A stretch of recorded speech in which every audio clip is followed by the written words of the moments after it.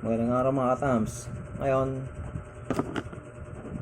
testingin natin yung pagwatakbo ng binuksan nating HyperDash 3 kahapon na sa Gear Force 1. Shoutout nga pala kay Sir Archie M. Mayonte sa kanyang comment sa kanyang suggestion. Lagyan natin, gamitin natin yan yung sa Forest 1 yan, Forest 1 Super 1 gagamitin natin. Magandang araw mga katams.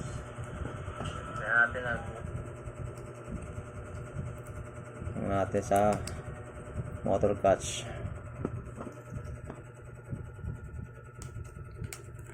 Okay, battery. Fujitsu pa rin gamit natin.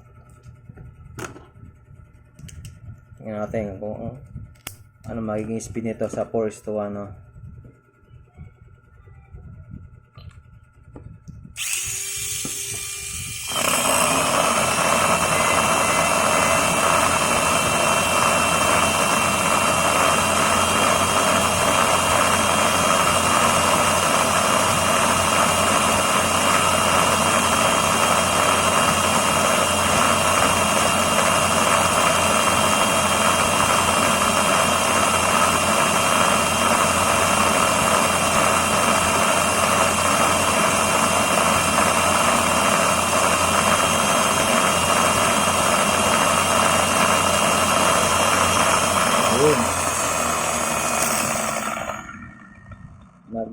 top speed siya ng 31 km/h.